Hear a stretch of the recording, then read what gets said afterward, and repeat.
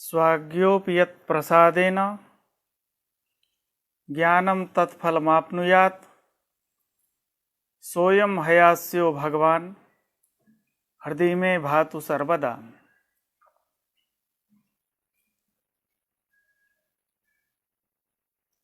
संस्कृतम इस आमुख पटल पर सभी विद्वज्जनों का हार्दिक अभिनंदन।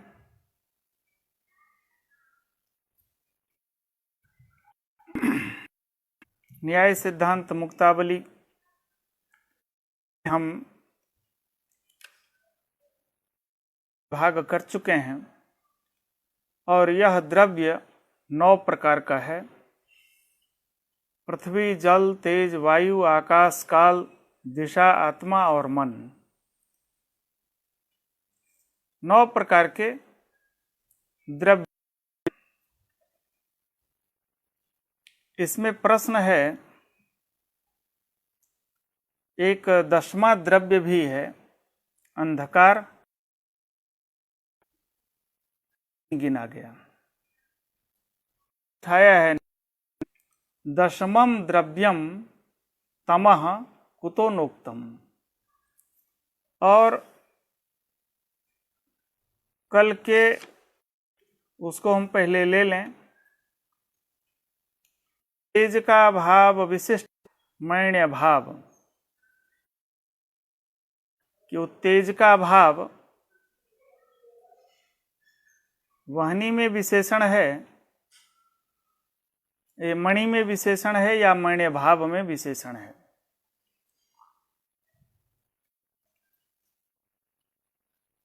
और जो प्रश्न पूछने वाले हैं बहुत सम्मानित, अपने लिए प्रश्न नहीं पूछते हैं, मैं जानता हूं, बहुत अच्छे विद्वान हैं, हमारे बहुत आदरणीय हैं।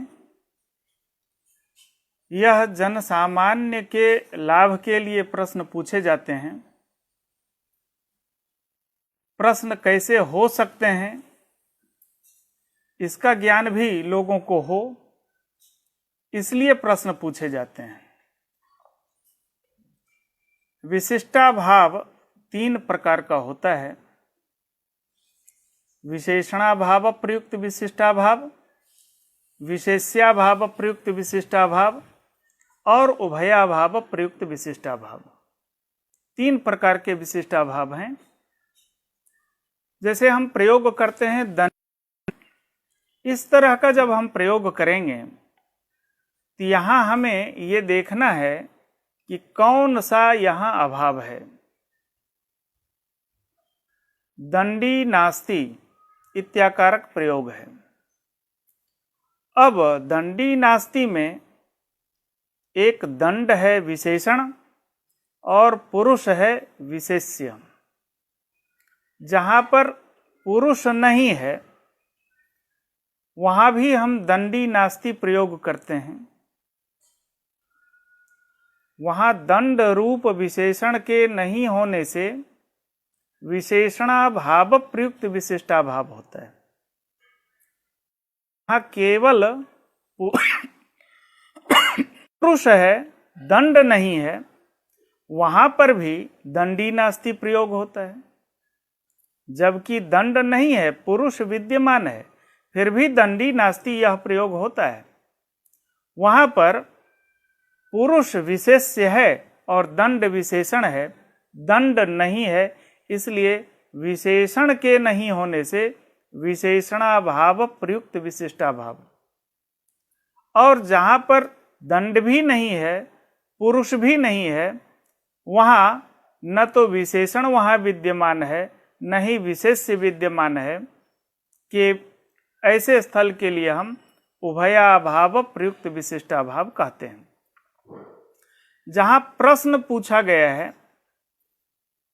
कि उत्तेज का भाव, यह विशेषण कहाँ है, मणि में विशेषण है या मण्य भाव में विशेषण है। यहां पर भी विशिष्टाभाव है। यहां जो उत्तेजका भाव विशेषण विधेया प्रविष्ट है वह विशेषण मणि में है, न कि मण्य भाव में। स्थिति क्या है? जहां पर वहनी है, प्रतिबंधक है मणि और उत्तेजक विशेषण है, तो उत्तेजक नहीं है, उत्तेजका भाव अर्थात विशेषण जो है वहां पर उत्तेजका भाव रूप विशेषण विद्यमान है, और मान लें वहां मणि भी विद्यमान है, फिर भी दाह होता है। प्रश्न तो यही था न कि प्रतिबंधक के होने पर दाह क्यों होता है। प्रतिबंधक वहां मणि विद्यमान है, फिर भी उत्तेजक के आ जाने से दाह क्यों होता है? नहीं होना चाहिए, क्योंकि आप प्रतिबंधका भाव को कारण मानते हैं। प्रतिबंधक मणि है और मण्य भाव को हम कारण मानेंगे, तो मणि विद्यमान है, उत्तेजक भी विद्यमान है। मणि से तात्पर्य चंद्रकांत मणि है जो प्रतिबंधक है। प्रतिबंधक के रहने पर दाह नहीं होना चाहिए, पर उसका भी प्रतिबंधक जो उत्तेजक है वह आ गया है, तो हम कारण जो बनाएंगे उत्तेजका भाव विशिष्ट जो मणि है उसका अभाव कारण होगा। तो उत्तेजका भाव विशेषण होगा मणि का, और उत्तेजका भाव से विशिष्ट जो मणि है उसका अभाव दाह के प्रति कारण होगा। तो जहां पर वहनी है और मणि नहीं है, अर्थात विशेषण नहीं है, वहां पर मणि नहीं है, वहां पर विशेष्याभाव प्रयुक्त विशिष्टाभाव होगा, क्योंकि मणि वहां विशेष्य है और मणि विद्यमान नहीं है। वहां पर विशेष्याभाव प्रयुक्त विशिष्टाभाव है। जहां उत्तेजक भी विद्यमान है और वहनी भी विद्यमान है, मणि नहीं है, वहां उत्तेजका भाव जो विशेषण है वह नहीं है, और मणि जो विशेषण है वह भी नहीं है। एतावता उभयाभाव प्रयुक्त विशिष्टाभाव होगा। जहां पर वहनी भी है और मणि भी है वहां पर दाह नहीं होता है, इसलिए उत्तेजका भाव विशिष्ट मण्य भाव दाह का कारण होगा। यह एक सर्वजनोपयोगी प्रश्न था। अब हम प्रकृत पाठ में आ जाते हैं। 10वां द्रव्य अंधकार है, उसे क्यों नहीं कहा गया? गिनती 9 की ही हुई है। पृथ्वी, जल, तेज, वायु, आकाश, काल, दिशा, आत्मा और मन। अंधकार छूट गया। तो जो अंधकार को द्रव्य मानते हैं उन्होंने ही प्रश्न किया है, ननु 10वां द्रव्यम तमः कुतो नोक्तम, क्यों नहीं कहा गया? वहां पर यह भी कहा जाता है वह तो प्रत्यक्ष दिखाई देता है, सबको दिखाई देता है अंधकार, और जब वस्तु दिखाई दे उसकी अवस्थिति है तो उसे मानना पड़ेगा। अंधकार दिखाई देता है, दिखाई दे वह द्रव्य ही हो यह कोई आवश्यक नहीं है। पूछा, कहा कि नहीं, दिखाई देता है और उसमें द्रव्य का जो लक्षण है वह जा भी रहा है। द्रव्य का लक्षण क्या है? द्रव्य का लक्षण है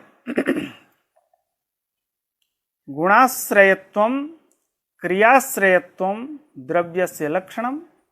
जो गुण का आश्रय हो और क्रिया का आश्रय हो उसे हम द्रव्य कहते हैं।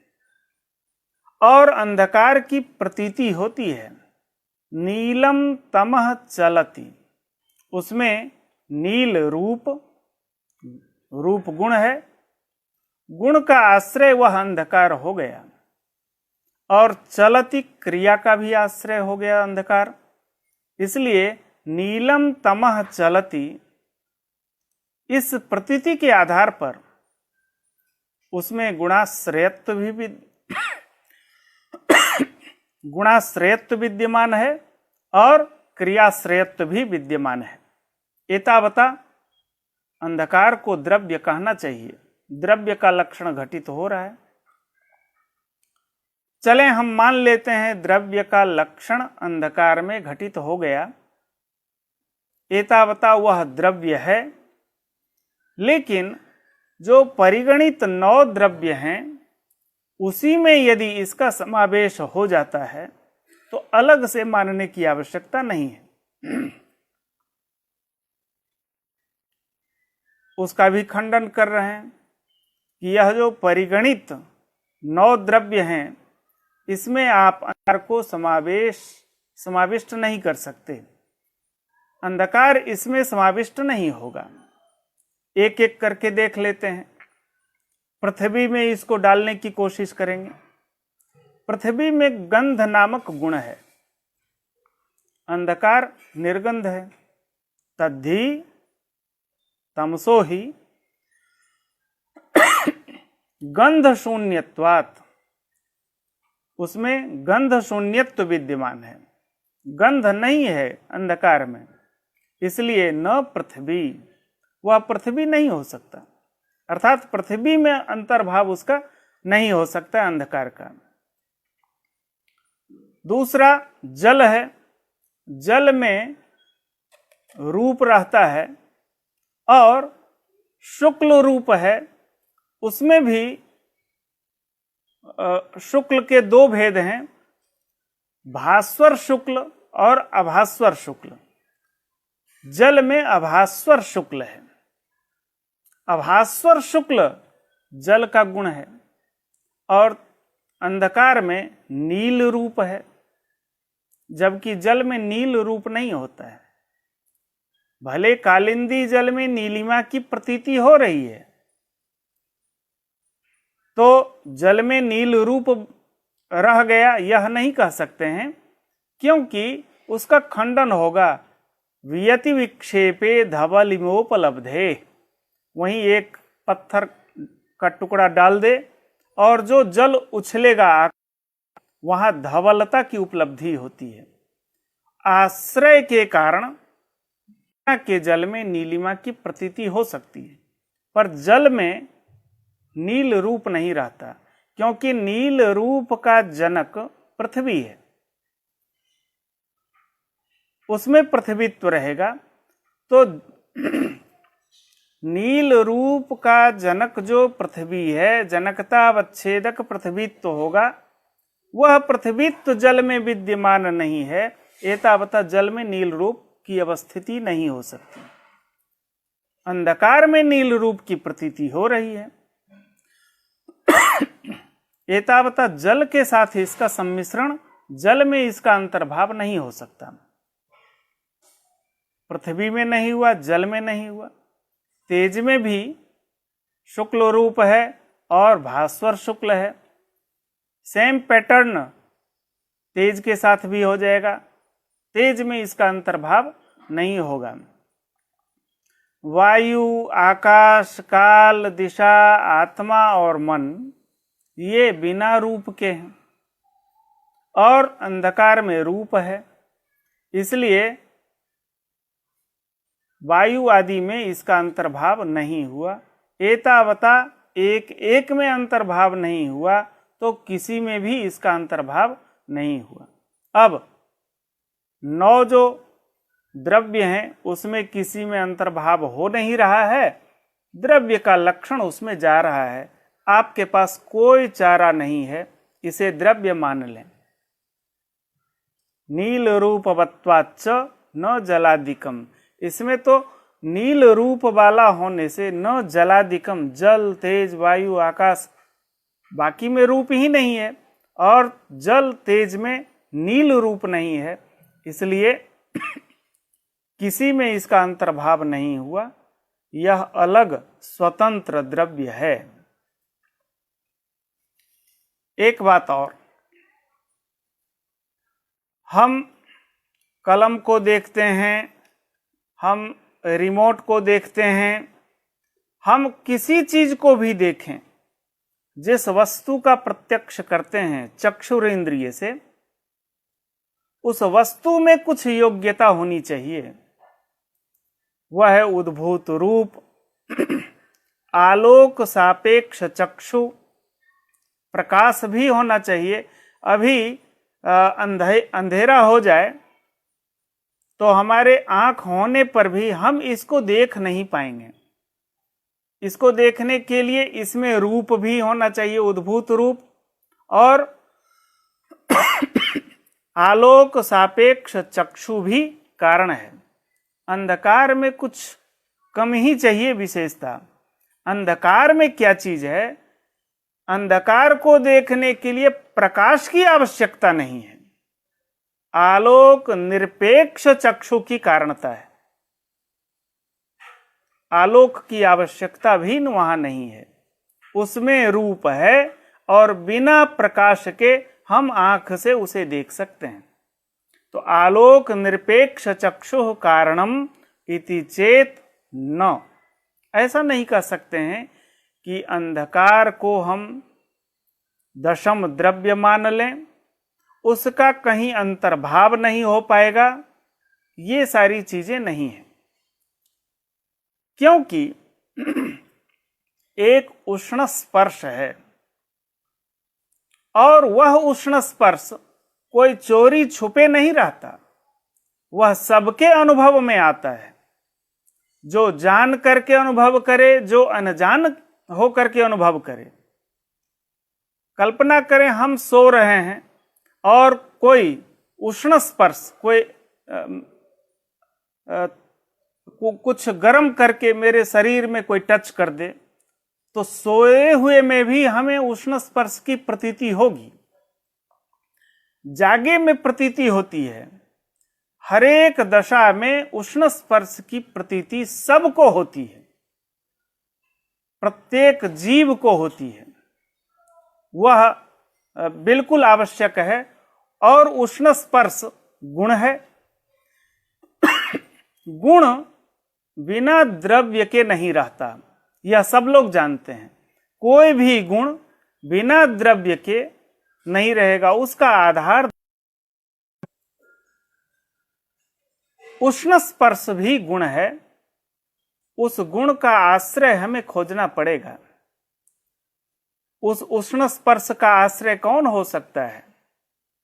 पृथ्वी नहीं हो सकती, जल नहीं हो सकता, वायु नहीं हो सकता, आकाश आदि में तो स्पर्श है ही नहीं।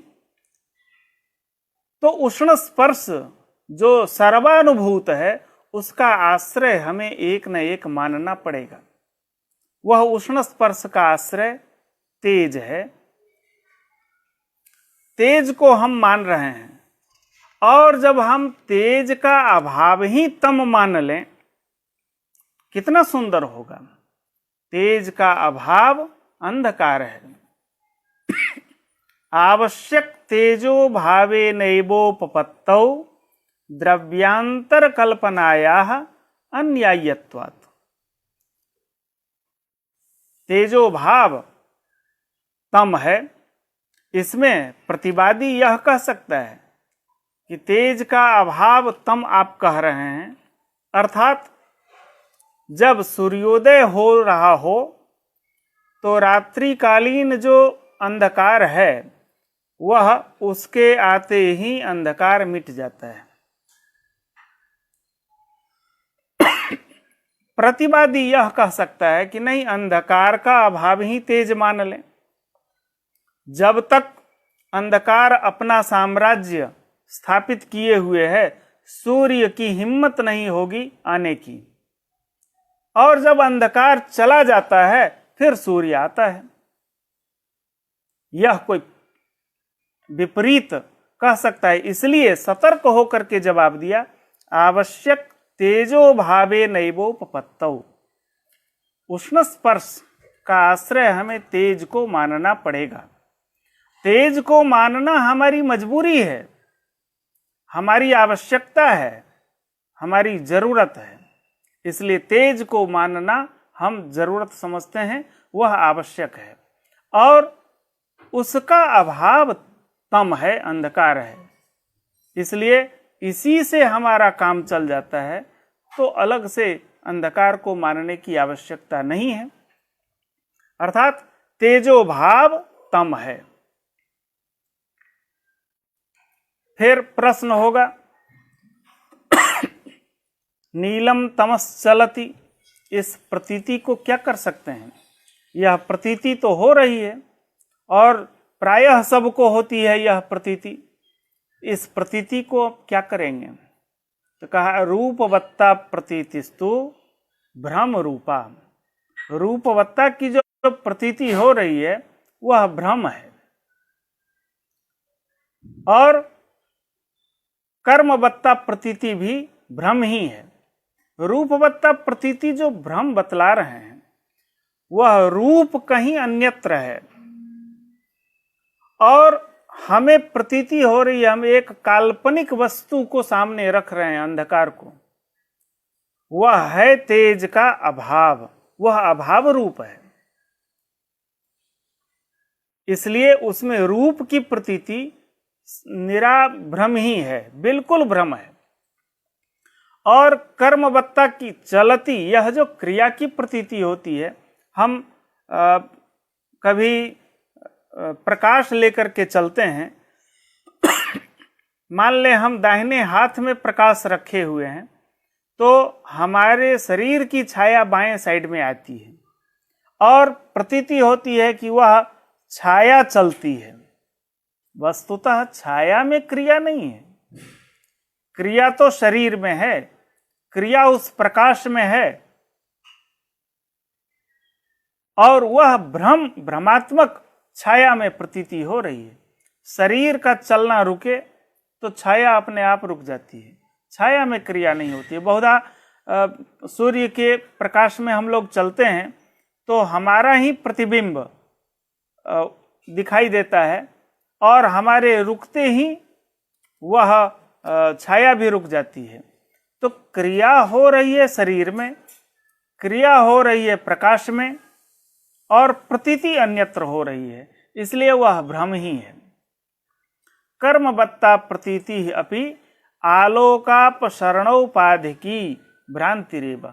आलोक में अपसरण क्रिया हो रही है, इसलिए वह औपाधिक है, गौण है। मुख्य क्रिया तो शरीर में है, द्रव्य में है। इसके अलावा भी यदि हम अंधकार को अलग से द्रव्य मान लें तो वह तमसः अतिरिक्त द्रव्यत्वे, अलग से द्रव्य मान लेते हैं तो अनंतावयवादि कल्पना गौरवम च स्यात्। गौरव नामक दोष भी होगा, उसके अनंत अवयव, उसके प्रागभाव, फिर उसका ध्वंस। अनंत अवयवावयवी भाव की कल्पना, उसके उत्पत्ति, उसका प्रागभाव, उसका विनाश, अनंत कल्पना करनी पड़ेगी, तो कल्पना प्रयुक्त गौरव भी होगा। इसलिए अच्छा यह है कि उसे तेजो भाव मान लें, और वह अभाव स्वरूप है, हम सप्तम पदार्थ मान रहे हैं, तो अभाव में ही उसका अंतर्भाव कर दिया जाए। तेजो भाव ही तम है। इसलिए स्वतंत्र अंधकार नामक कोई द्रव्य नहीं होता। सुवर्ण भी तेजस है। सुवर्ण को तेजस माना गया है, उसका तेज में कैसे अंतर्भाव होगा, क्योंकि उष्ण स्पर्श तो वहां है नहीं, और तेज में वजन नहीं होता है। सुवर्ण में वजन की प्रतीति होती है, गुरुत्व की प्रतीति होती है, तो इसलिए तेज में उसका अंतर्भाव कैसे होगा, यह तेजो निरूपण के समय में आगे किया जाएगा। सुवर्ण से यथा तेजसी अंतर्भाव तथा अग्रे वक्ष्यते। आगे कहा जाएगा।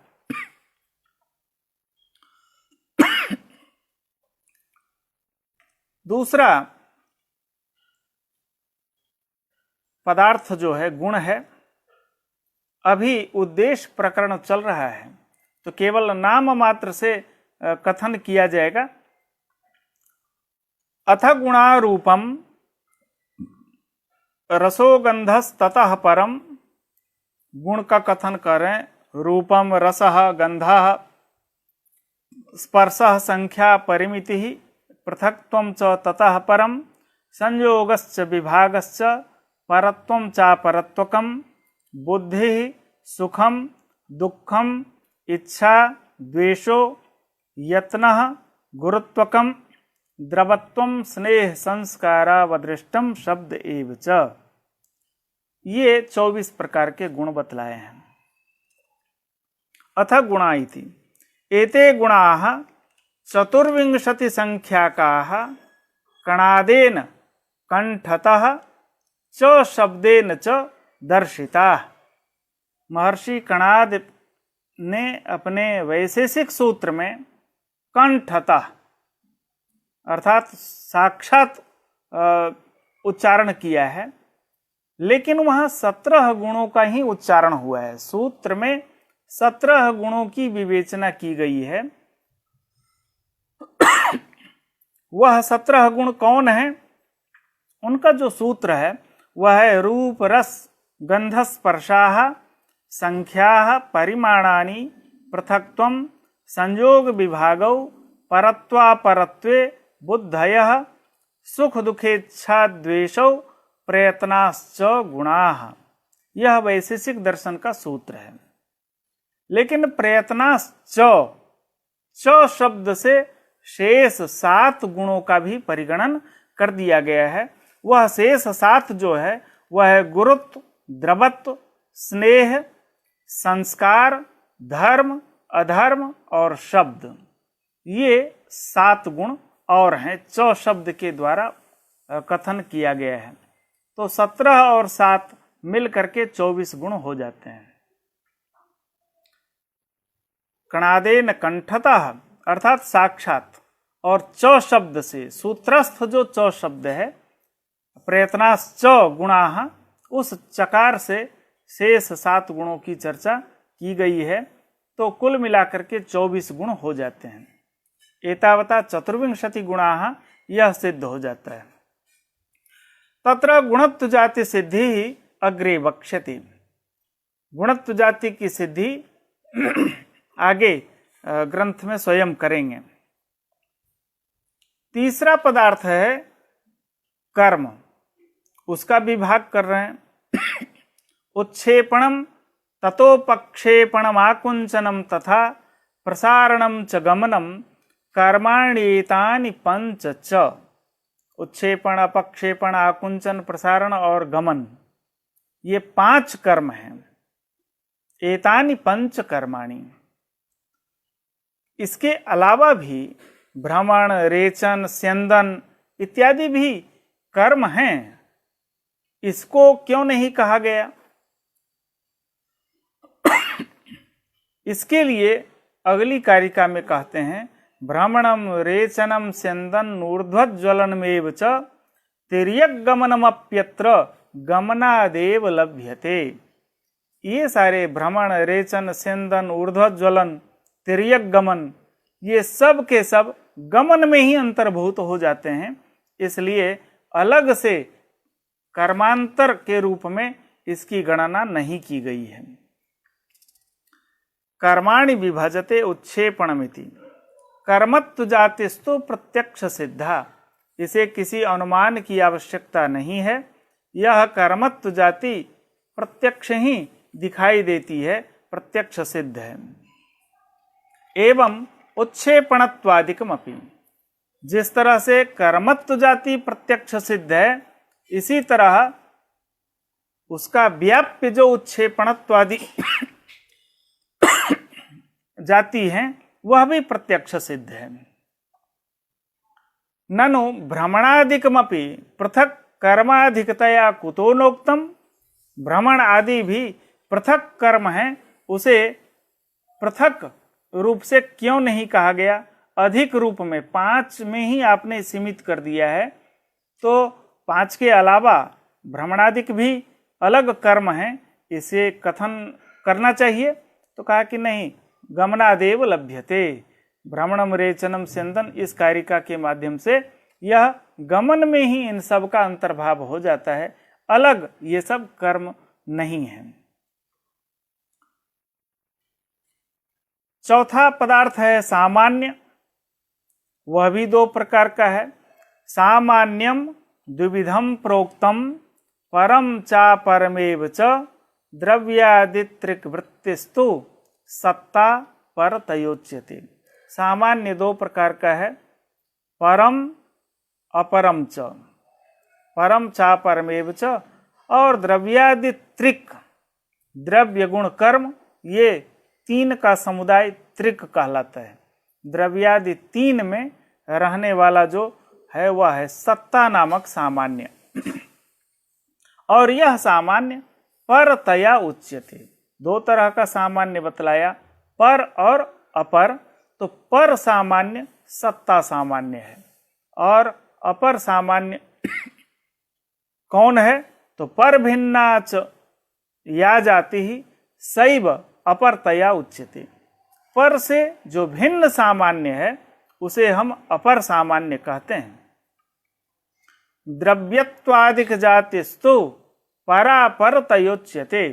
द्रव्यत्व आदि जो जातियां हैं वह परापर सामान्य कहलाता है, अर्थात एक पर और अपर से अतिरिक्त भी सामान्य है, वह है परापर, परापर तयोच्यते। क्यों वह परापर है? तो कहा व्यापकत्वात् परापि स्यात् व्याप्यत्वात् अपरापि च। किसी की अपेक्षया वह व्यापक है और किसी की अपेक्षया वह व्याप्य है। तो जहां व्याप्य और व्यापक दोनों का संबलन हो जाए उसे हम परापर सामान्य कहते हैं। पर सामान्य भी है, अपर सामान्य भी है। इसकी चर्चा आगे मुक्तावली में स्वयं विश्वनाथ पंचारण भट्टाचार्य भी करेंगे। सामान्यम निरूपयति, सामान्य का निरूपण करते हैं, उसका लक्षण भी करेंगे। सामान्यम इति तल्लक्षणम, तो सामान्य का लक्षण क्या है? कहा नित्यत्वे सति अनेक समवेतत्वम सामान्यस्य लक्षणम। 3 पद है, नित्यत्व, अनेकत्व और समवेतत्व।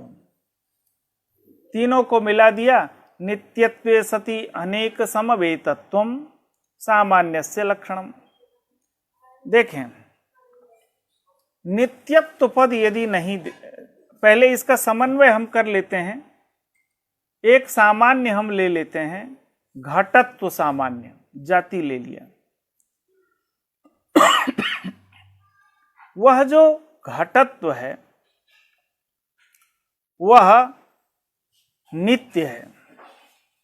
घट का विनाश हो जाएगा, घट के ऊपर दंड प्रहार हो जाए तो वह घट नष्ट होगा, लेकिन घटत्व का नाश नहीं होता है, वह नित्य है।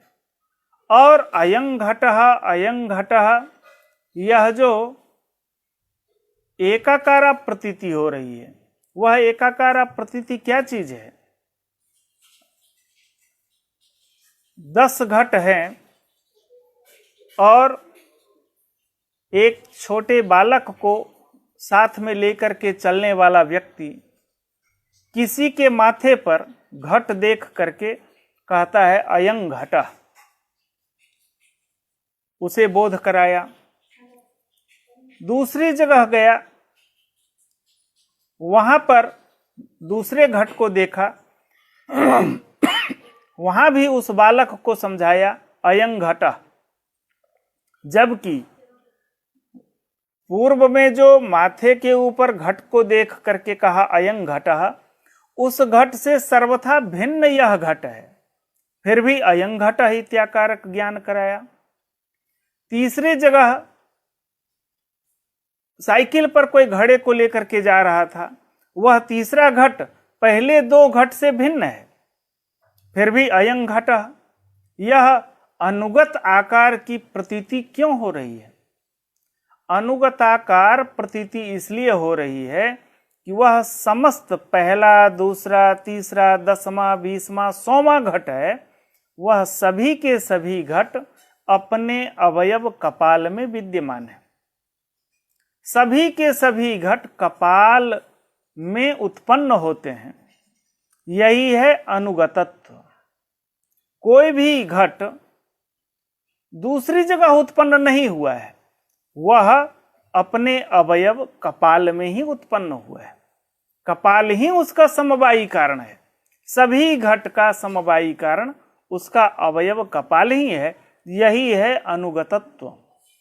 और इसी अनुगत धर्म के कारण सर्वत्र पहले घट से लेकर के सभी घट में अयं घटः अयं घटः अयं घटः, जबकि सभी घट आकार, प्रकार, रूप, रंग इस सब से अलग अलग है, तथापि अयं घटः, यह अनुगत बुद्धि क्यों हो रही है? अनुगत बुद्धि का आधार यही है कि समस्त घट अपने अवयव कपाल में ही उत्पन्न होते हैं, कपाल ही उसका समवायी कारण है। एक ही कारण से, समवायी कारण कपाल से ही समस्त घट की उत्पत्ति हुई है। एतावता सभी घट में अयं घटः अयं घटः, यह एकाकारा प्रतीति हो रही है। तो अनेक में, अनेक घट में वह रहता है और समवाय संबंध से रहेगा, क्योंकि घटत्व जाति है और घट व्यक्ति है, इसलिए नित्यत्व भी है घटत्व में, अनेक में विद्यमान भी है, अनेक घट में घटत्व रहता है।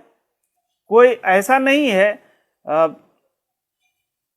जिसे त्याग दे कि इस घट में मैं जो घटत्व हूं, इस घट में रहने के लिए मना करता हूं, या इस घट को मैं अपने घटत्व रूप धर्म से मुक्त करता हूं। ऐसा नहीं होता है, सभी घट में घटत्व रहेगा। नित्यत्वे सति अनेक समवेतत्वम, और समवाय संबंध से ही रहेगा, अन्य किसी भी संबंध से घट में घटत्व नहीं रहेगा, एकमात्र समवाय संबंध से रहेगा। इसलिए नित्यत्वे सति अनेक समवेतत्वम, यह जो सामान्य का लक्षण है वह घटत्व में चला गया।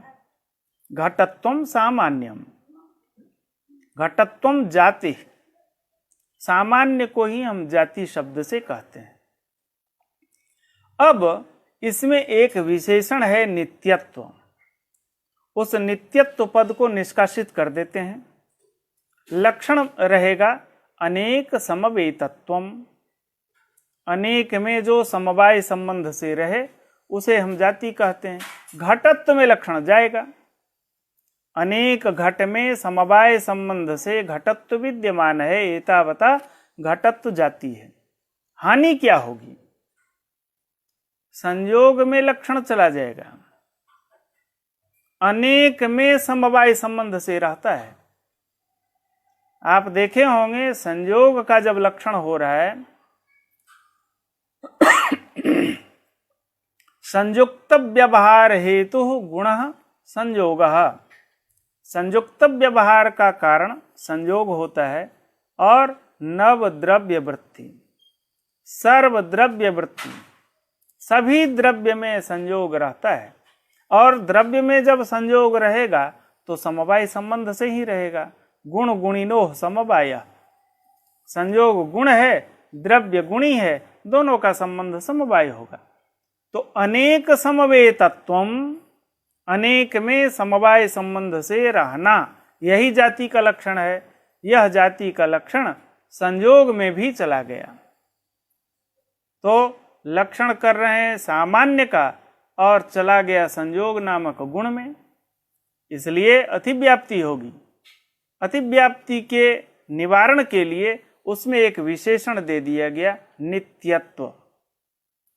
नित्यत्वे सति अनेक समवेतत्व। अनेक समवेतत्व भले संयोग में है पर नित्यत्व संयोग में नहीं है, संयोग नष्ट हो जाता है, इसलिए नित्यत्व उसमें अब नहीं है। तो नित्यत्वे सति अनेक समवेतत्व संयोग में नहीं जाएगा, अतिव्याप्ति नहीं होगी। अब मध्यम व्यायोग करके देख लेते हैं। 3 पद है जिसमें मध्यवर्ती है अनेक पद, तो मध्यम व्यायोग करते हैं। नित्यत्वे सति समवेतत्वम, यह लक्षण करते हैं जो नित्य हो और समवाय संबंध से रहे। घटत्व में तो लक्षण जाएगा, नित्य भी है घटत्व और समवाय संबंध से घट में विद्यमान है, जाती है, लक्षण समन्वय हो गया। ठीक है, घटत्व में कोई हानि नहीं है, अन्य और भी जो जातियां हैं सब जगह लक्षण जाएगा, लेकिन गगन परिमाण में अब लक्षण चला जाएगा। गगन परिमाण गगन में रहेगा और परिमाण गुण है, इसलिए वह समवाय संबंध से रहेगा। नित्य है गगन, गगन का परिमाण भी नित्य होगा। एतावता गगन के परिमाण नित्यत्वे सति समवेतत्वम, वह गगन परिमाण में लक्षण चला गया। लक्षण तो कर रहे हैं सामान्य का और लक्षण प्रविष्ट हो गया गगन परिमाण में, पुनः अतिव्याप्ति हुई। इसके लिए क्या कहना होगा? मध्यम व्यायोग जो किए हैं मध्यम को आप संग्रह कर लें, अनेक पद को ले आते हैं। नित्यत्वे सति अनेक समवेतत्व, अब गगन परिमाण में लक्षण नहीं जाएगा। क्यों? कि गगन एक है, गगन का परिमाण भी एक ही है, वह गगन परिमाण केवल एक गगन मात्र में विद्यमान है, अनेक में समवेत नहीं हुआ। इसलिए नित्यत्वे सति अनेक समवेतत्वम गगन परिमाण में अब नहीं जाएगा, काल परिमाण में नहीं जाएगा, दिशा परिमाण में, आत्मा के परिमाण में नहीं जाएगा। तो आत्मा के परिणाम में तो जा सकता है, लेकिन वहां अनेक गगन परिमाण में, आकाश परिमाण में, काल परिमाण में अतिव्याप्ति होगी। इसके लिए अनेक समवेतत्व कहना पड़ेगा। तो नित्यत्वे सति अनेक समवेतत्वम, यह सामान्य का लक्षण हुआ। अब अंतिम जो है नित्यत्वे सति अनेक समवेतत्वम, समवेतत्व का परित्याग कर देते हैं और उसके जगह वृत्तित्व पद को रखते हैं। नित्यत्वे सति अनेक वृत्तित्वम। समवेतत्वम कहने से क्या होता था कि हम समवाय संबंध को लेने के लिए वचनबद्ध थे, लेकिन अब संबंध को हम नहीं ले पाएंगे।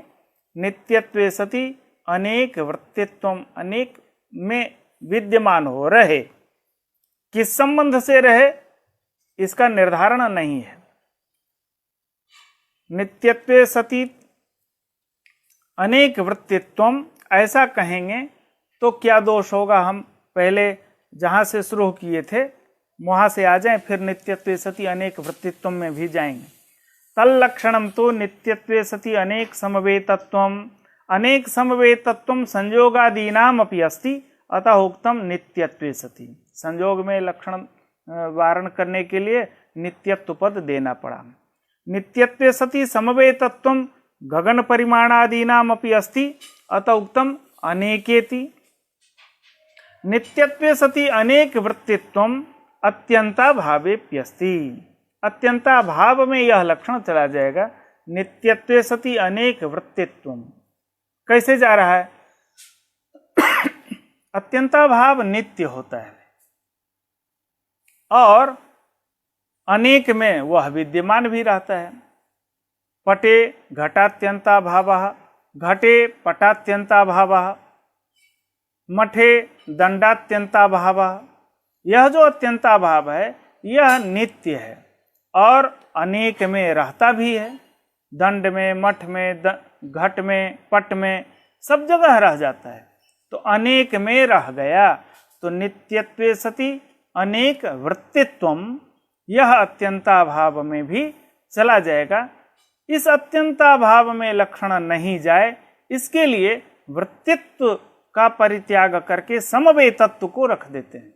जैसा लक्षण है वैसा ही रखना पड़ेगा। फिर क्या होगा? अतः वृत्तित्व सामान्यम विहाय समवेय तत्वम इत्युक्तम। अब समवेय तत्व का जब हम उपादान कर देते हैं तो अत्यंताभाव अनेक में रहता जरूर है, पर वह समवाय संबंध से नहीं रहता। अत्यंताभाव स्वरूप संबंध से रहता है। समवेय तत्व कहने से हमें समवाय संबंध से वृत्तिमत्ता चाहिए।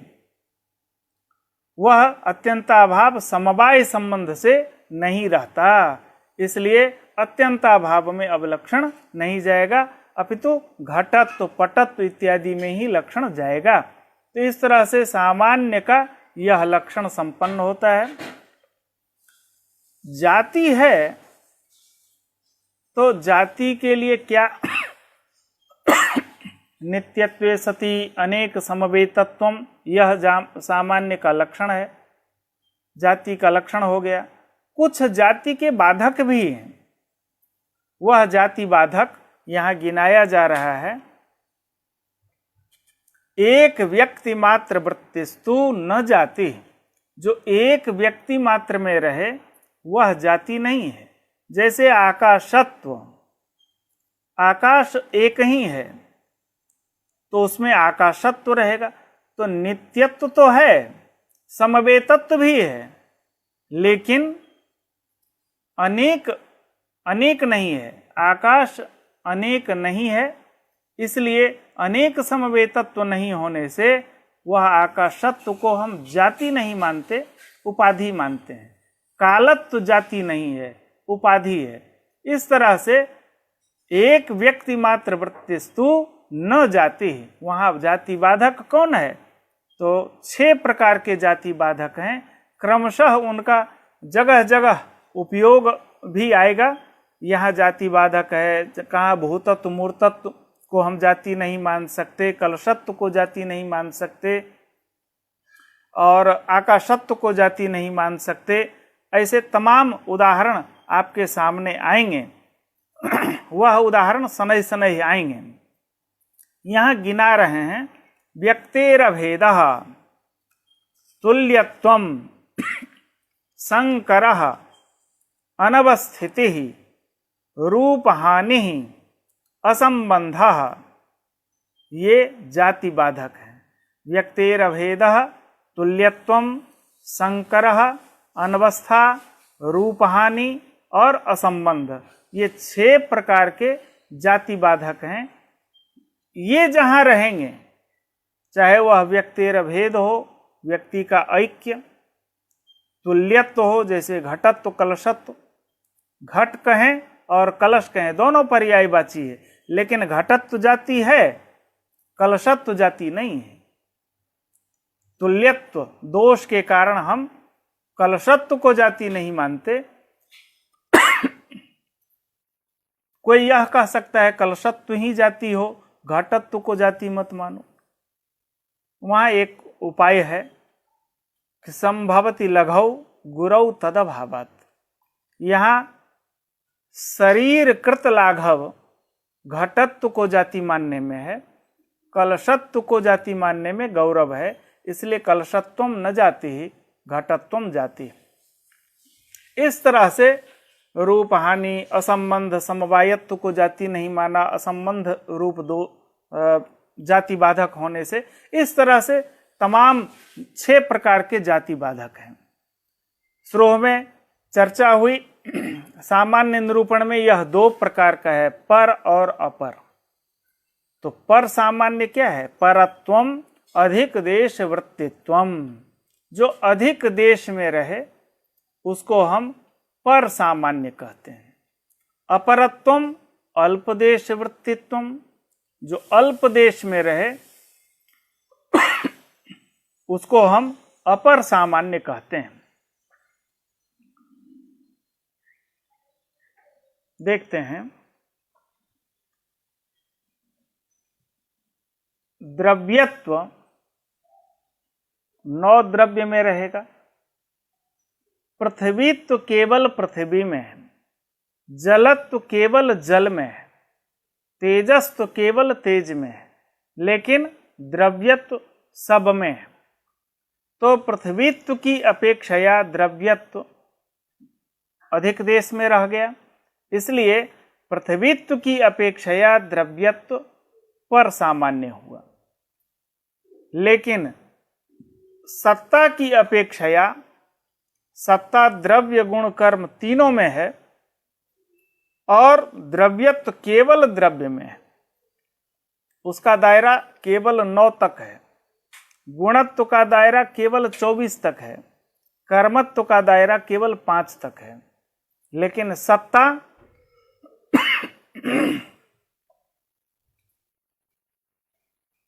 ये 5 कर्म में भी है, 24 गुण में भी है और 9 द्रव्य में भी है। कुल मिलाकर के इसका दायरा अधिक है, इसलिए सबसे बड़ी जाति सत्ता है। सत्ता द्रव्यत्व है, गुणत्व है, कर्मत्व है, और उससे छोटी जाति, छोटा सामान्य द्रव्यत्वादिक है, ये पृथ्वीत्वादिक है। इसलिए परत्वम अधिक देश वृत्तित्वम, अपरत्वम अल्प देश वृत्तित्वम। अल्प देश में रहने वाला अपर सामान्य होगा, अधिक देश में रहने वाला पर सामान्य होगा।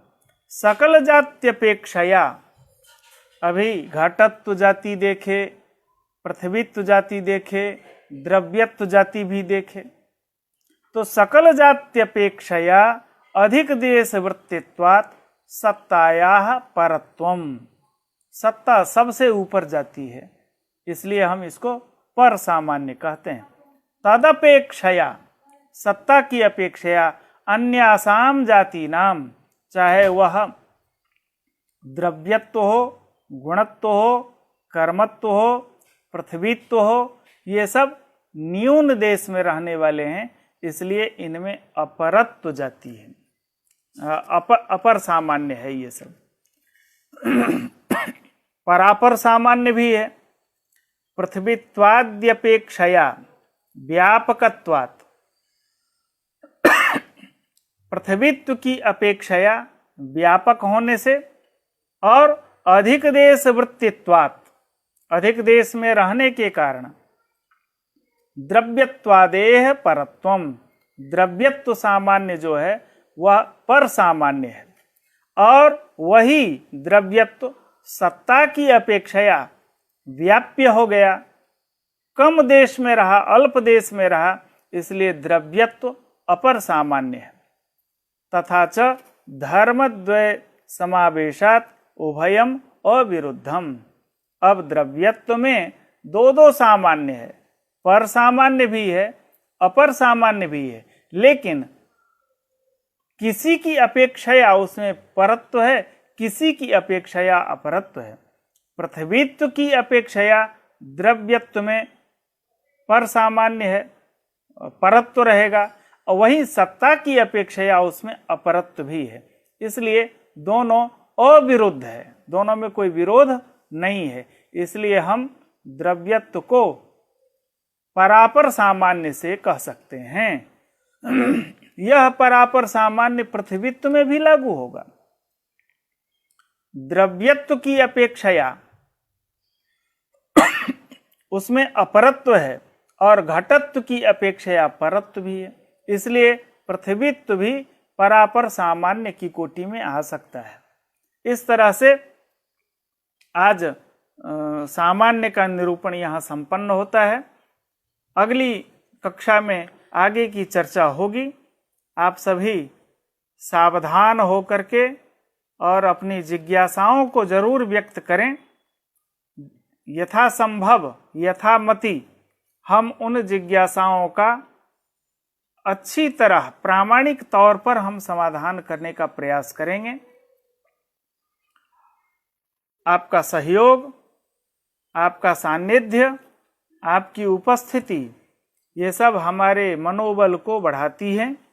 इसलिए आप प्रतिदिन जरूर उपस्थित हों और हम कामना करते हैं आप सभी लोग स्वस्थ होंगे, सभी परिवार में आनंदित होंगे। इन्हीं कामनाओं के साथ आज की वार्ता को, आज की चर्चा को हम यहीं पूर्णता प्रदान करते हैं। धन्यवाद, नमस्कार।